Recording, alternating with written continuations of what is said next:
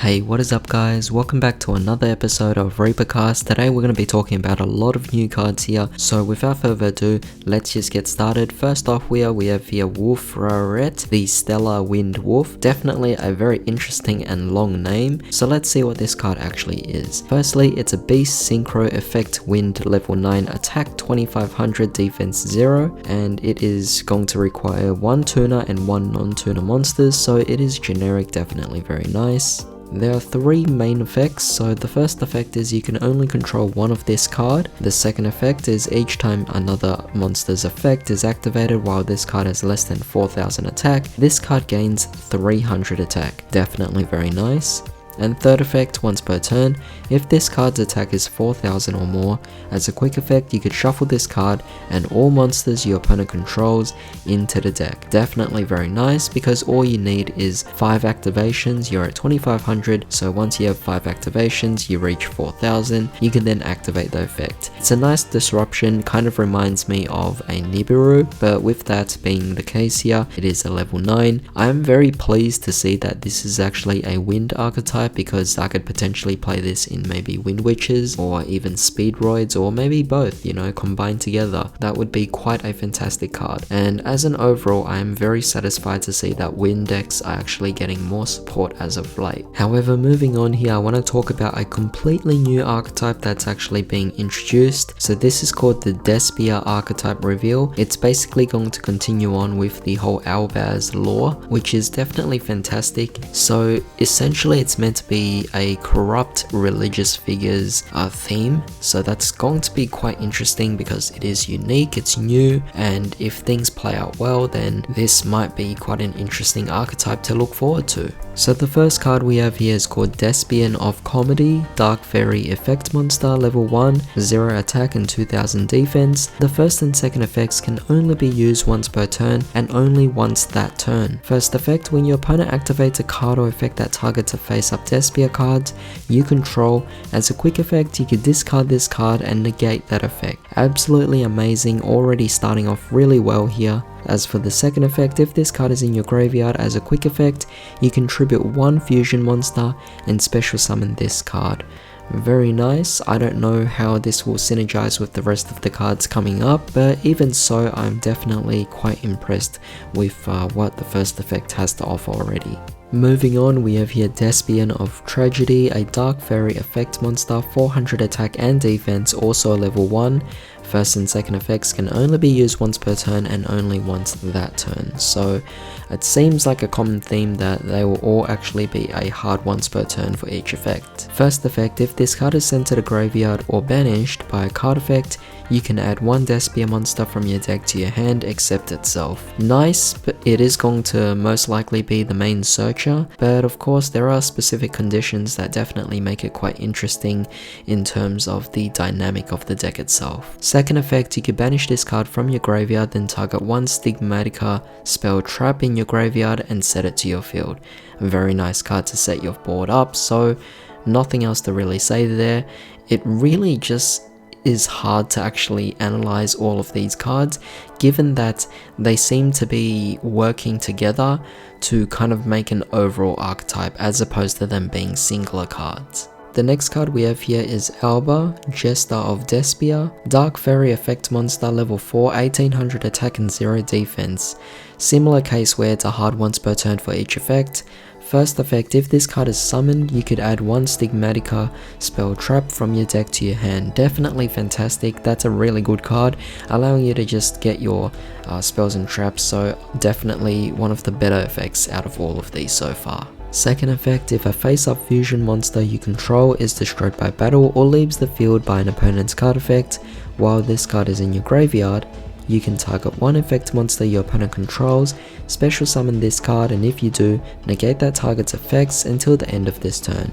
Definitely quite a wonderful card, very nice effect, and also just a nice beat stick as an overall. Now we're moving on to something a bit more on the interesting side. We actually have our first boss monster. We have Dramaturgia of Despia, Dark Fairy effect monster, level 8, 3000 attack, 1500 defense. And the first and second effects, again they're hard ones per turn and can only be used once each. So, first effect, if a Fusion, Synchro, Xyz and or Link monster is special summoned, you can target one effect monster on the field, negate its effects until the end of this turn. Definitely very nice, and for a boss monster it's definitely quite fitting. Second effect, if this card is used as a material for Fusion summon from the hand or field and sent to the graveyard or banished, you can special summon it.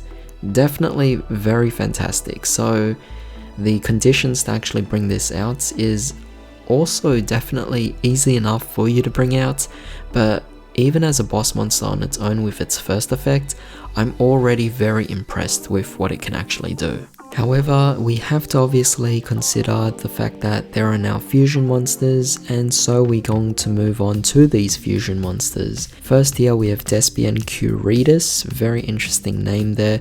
Not sure if I actually pronounced it correctly, but you guys could definitely let me know.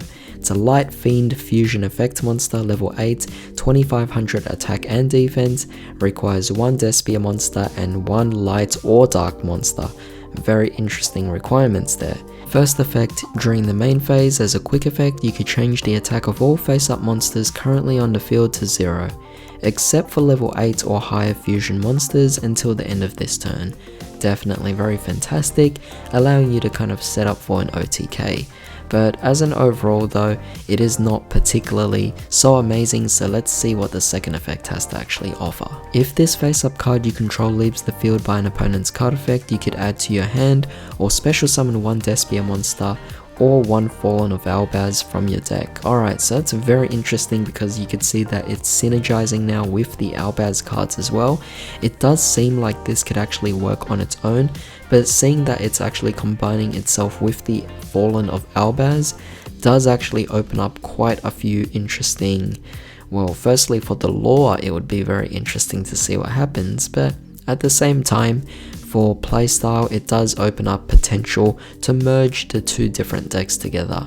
However, moving on here, we have Despian Proscenium, Light Fiend fusion effect monster. It's a level 11, 3200 attack and defense, requires one Despia monster, plus one light monster, plus one dark monster. Definitely a very difficult card to bring out, and the first and second effects can only be used once per turn each. First effect, during the main phase as a quick effect, you could target one Fusion, Synchro, Xyz or Link monsters in your opponent's graveyard, either banish it or special summon it to your field. Very nice, not particularly a bad effect, but it is quite gimmicky for its particular card on its own. Second effect, when this card destroys an opponent's monster by battle, you can inflict damage to them equal to the destroyed monster's original attack or defense. Again, kind of like a small gimmick in itself, but you know, collectively together these are definitely very nice. It's a really simple deck, to be honest, with what this actually is, really just focusing on OTK so far and resource gathering. But let's just move on and see what the spells and traps have to actually offer.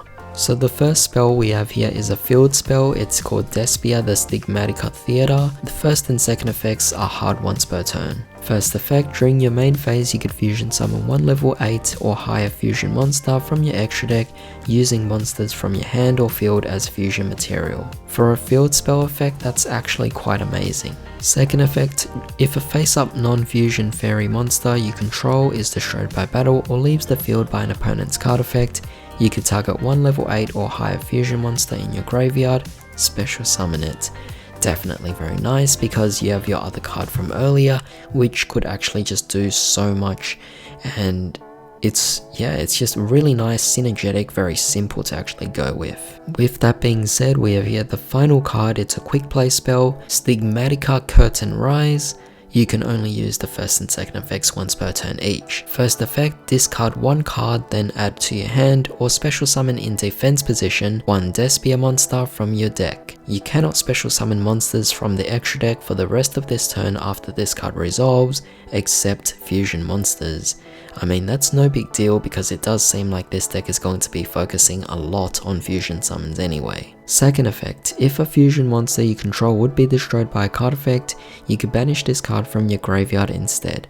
Absolutely wonderful, definitely really fitting for support of this deck as a whole. With my overall assessment of this actual deck, I don't don't think it's particularly something that might interest me because it just seems a bit too simple. It focuses too heavily on just OTKing the opponent, you know, forcing their cards to actually just be lowered in attack, you having more high attack, you either gaining 1 or 2 negates and disrupts, but overall it doesn't do anything that goes beyond what is already mentioned. So to be honest, I am not particularly interested with what this actually has to offer, and it kind of feels almost like a waste for the Dawn of Majesty set itself. You know, I was actually looking forward because the magic keys are coming out in this particular set, but seeing that this particular archetype is coming out in there as well, it really does deter me from wanting to actually go into the set. Alright, so moving on here, we have 2 more cards left over,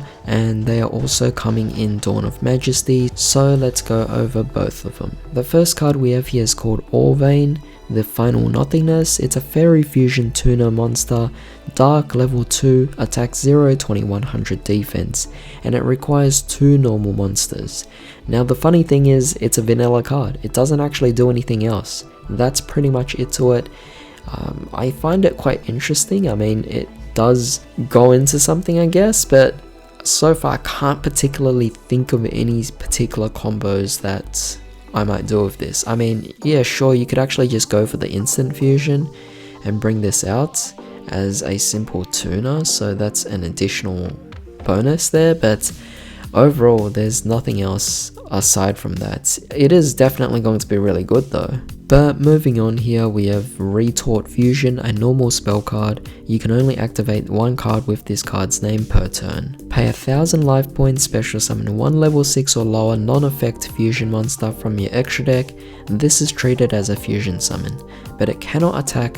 Also destroy it during the end phase. That is quite concerning because while this card isn't actually the most amazing card, and it does actually go for your fusion monster over here, the concerning thing I have about this is that it might actually cause instant fusion to actually get banned in general, and that does actually raise quite the concern. You know, I don't want instant fusion to actually get banned, but this is a weaker card. This one actually summons, firstly it has to be lower than level 6, and it also has to be a non-effect monster as well.